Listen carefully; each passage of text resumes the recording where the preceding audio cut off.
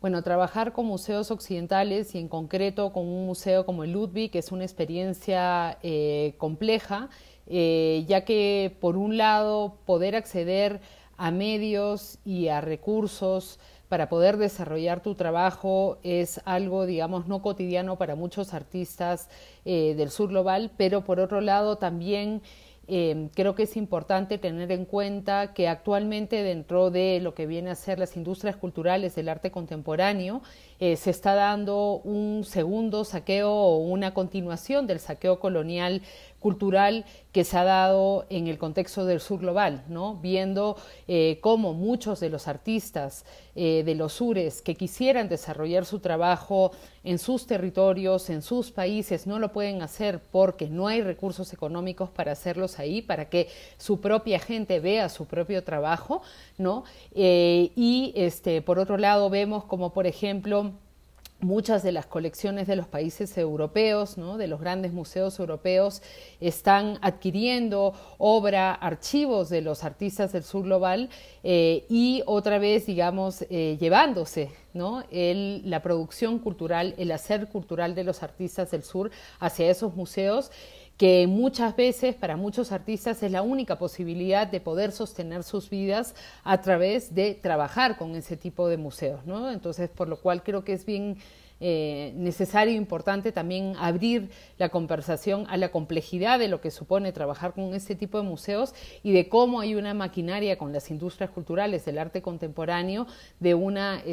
continuidad del saqueo y la explotación colonial en el plano cultural. En un contexto como el europeo, en donde el espacio urbano, el espacio público, en donde los espacios culturales, en donde los museos están regidos y conviven con el racismo institucional actual, ocupar el espacio público, ocupar el espacio del museo es en sí un acto de resistencia que se tiene que replicar y que las comunidades migrantes y racializadas, las comunidades de los sures, tienen que disputar y vienen ya disputando desde hace mucho tiempo. Creo que es muy importante también tener en cuenta una cuestión concreta, que esos espacios públicos del contexto europeo, esos museos públicos, esas instituciones están sostenidas en muchos casos con recursos públicos que no únicamente vienen del trabajo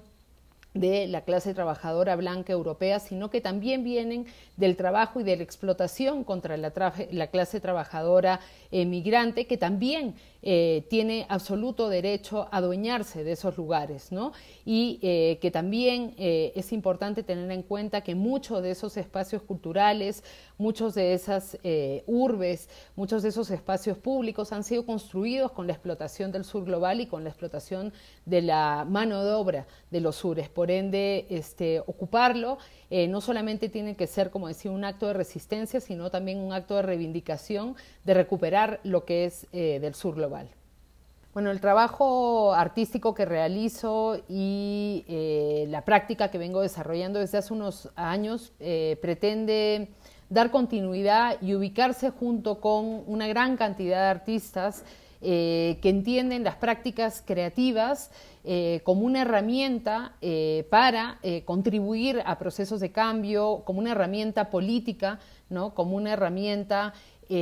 para crear narrativas que nos permitan entender el mundo capitalista, colonial, patriarcal en el que vivimos y precisamente como una herramienta también para atacarlo y desmontarlo, ¿no? Mi lugar ideal de una exposición creo que sería tener la posibilidad de tener recursos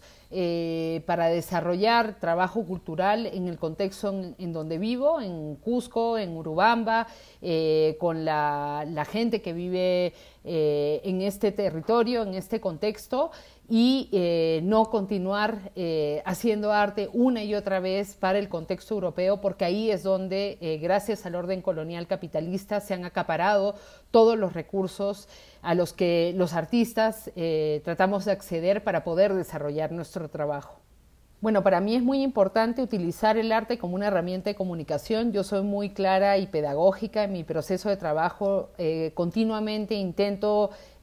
buscar las mejores formas de lenguaje, utilizar el color, la forma o los distintos sentidos a los cuales se pueda apelar para transmitir y comunicar de forma clara. Luego hay capas más complejas, con información más compleja, con códigos, digamos, de lenguaje artístico, no tan claros, digamos, pero siempre pretendo utilizar todas esas herramientas principalmente como una herramienta de comunicación. Bueno, descolonizar el conocimiento es un proceso que no se puede dar de forma aislada. Un contexto, por ejemplo, como el europeo, no puede pensar en descolonizar el museo aisladamente del contexto tan racista, colonial, patriarcal, capitalista como el que se ven en Europa, ¿no? Un proceso de descolonización de un museo, del conocimiento, se tiene que dar y se da dentro de un proceso de profundo cambio de la sociedad, de las instituciones, de las mentes, de las formas de entender la economía, la cultura, la justicia en general. Es decir, descolonizar el conocimiento, descolonizar un museo únicamente se puede dar dentro de un proceso revolucionario, ¿no? Y creo que yo, como muchas otras artistas, con el trabajo que realizamos, no solamente pretendemos, digamos, hacer intervenciones puntuales dentro de lo que es el espacio cultural, sino también pretendemos utilizar nuestras herramientas artísticas como una contribución a construir la posibilidad de esos procesos revolucionarios que realmente nos van a llevar a poder descolonizar no el museo de forma aislada, ni el conocimiento de forma aislada, porque es imposible hacerlo así, sino a descolonizar, digamos, la sociedad y el contexto en el que vivimos en general y construir una otra realidad no capitalista, no patriarcal, no colonial.